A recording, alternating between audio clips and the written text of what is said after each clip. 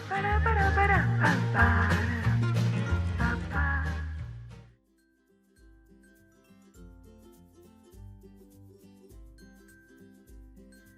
আমরা বানাতে চলেছি ভেজ পকোড়া। ভেজ পকোড়া বানানোর জন্য সবার প্রথমে গ্যাসটা অন করে আমি একটি পাত্রের মধ্যে দিয়ে দিচ্ছি বেশ কিছুটা পরিমাণে জল। এরপর আমি জলটাকে গরম করে নেব, সামান্য একটু গরম করে নেব, খুব বেশি গরম করার প্রয়োজন নেই। জল গরম হতে হতে এর মধ্যে আমি কিছু সবজি ভাপিয়ে নেব। তার জন্য আমি প্রথমেই এর মধ্যে দিয়ে দিচ্ছি একটা ছোট বাঁধাকপি কুচনো, আর দিয়ে দিচ্ছি একটা ছোট ফুলকপি কুচনো। পুরো ফুলকপিটা দিইনি, হাফ ফুলকপি আমি এর মধ্যে ব্যবহার করেছি। তার সঙ্গে দিচ্ছি দুটো আলু কুচি। আলুগুলোকে এরকম ছোট ছোট টুকরো করে নিয়েছি। এরপর আমি এই সবগুলো উপকরণকে একটু মিশিয়ে একটু স্টিম করে নেব। স্টিম করার আগে আমি এর মধ্যে দিয়ে দিচ্ছি সামান্য পরিমাণে লবণ। 1 টিস্পুন পরিমাণে নুন আমি এর মধ্যে দিয়ে দিলাম। এরপর আমি এই সবজিগুলোকে একবার স্টিম করে নেব। সবজিগুলোকে আমার বয়েল করে নেওয়া হয়ে গেছে। এটা কিন্তু ফুল বয়েল করিনি, হাফ বয়েল করেছি। এরপর আমি এটাকে গ্যাসটা অফ করে নামিয়ে নিচ্ছি।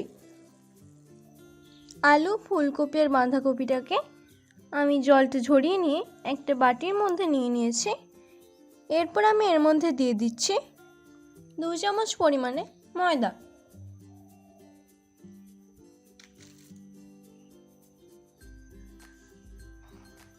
আর দিয়ে দেব 2 চামচ পরিমাণে চালের গুঁড়ো বা রাইস ফ্লাওয়ার।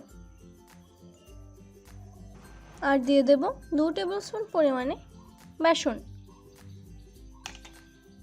আর আমি এর মধ্যে অ্যাড করে দেব 1 টিস্পুন পরিমাণে টমেটো কুচি।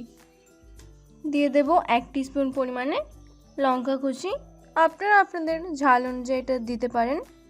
আর দেব 1 টিস্পুন পরিমাণে ধনেপাতা কুচি। দিয়ে দিচ্ছি সামান্য পরিমাণে আদা কুচি।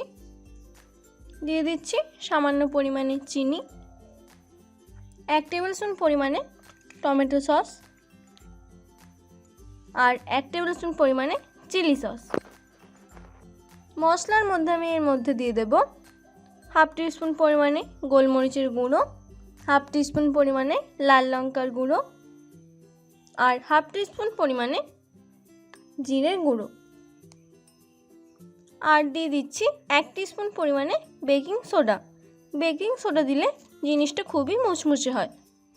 এরপর আমি এই সবগুলো উপকরণকে একসাথে খুব ভালো করে মিশিয়ে নেব। প্রথমে জল দেব না, প্রথমে এই শুকনো উপকরণগুলোকে একবার মিশিয়ে নেব। সব শুকনো উপকরণগুলোকে আমার ভালো করে মিশিয়ে নেওয়া হয়ে গেছে।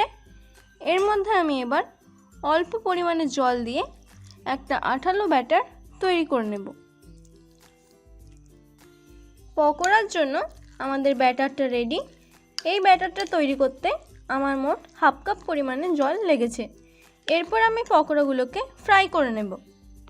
পকোড়া ভাজার জন্য গ্যাসটা অন করে একটি ফ্রাইং প্যানের মধ্যে আমি বেশ কিছুটা পরিমাণে সরষের তেল দিয়ে দিয়েছি। এরপর আমি তেলটাকে গরম করে নেব। তেল গরম হয়ে গেছে। এর মধ্যে আমি অল্প অল্প করে ওই ব্যাটার থেকে বল তৈরি করে তেলের মধ্যে দিতে থাকবো। সবগুলো পকোড়া দিয়ে দিয়েছি। পকোড়ার একটা দিক ভাজা হয়ে গেছে, এটাকে আমি উল্টে দিচ্ছি। খুব সাবধানে উল্টাতে হবে।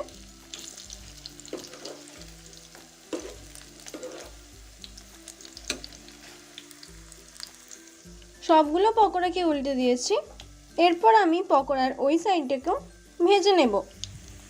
পকোড়াগুলো আমার ব্রাউন করে ভাজা হয়ে গেছে। পকোড়াগুলোকে আমি তুলে নিচ্ছি। পকোড়া ভেজে তুলে নিয়েছি। এরপর আমি পকোড়ার সেকেন্ড ব্যাচটাও দিয়ে দেব। পকোড়ার সেকেন্ড ব্যাচটাও দিয়ে দিয়েছি। ঠিক একই রকমভাবে আমি সবগুলো পকোড়াকে ভেজে নেব। সবগুলো পকোড়াকে ভেজে আমি তেল থেকে তুলে নিয়েছি। এরপর আমি এটাকে একটি প্লেটের মধ্যে সার্ভ করব। এখানে আমি একটি প্লেট নিয়ে নিলাম। এর মধ্যে আমি টমেটো কেচাপ দিয়ে দিচ্ছি। এরপর এর চার সাইডে আমি পকোড়াগুলো দিয়ে এটাকে একটু সাজিয়ে দিচ্ছি। সবগুলো পকোড়ার চার সাইডে দিয়ে দিয়েছি। রেডি হয়ে গেল আমাদের আজকের রেসিপি ভেজ পকোড়া। দেখুন পকোড়াটা কতটা ক্রিস্পি হয়েছে। তাহলে রেসিপিটা ভালো লাগলে লাইক, কমেন্ট এবং শেয়ার করতে ভুলবেন না, এবং আরও নতুন রেসিপি চাইলে আমার চ্যানেলটি সাবস্ক্রাইব করবেন।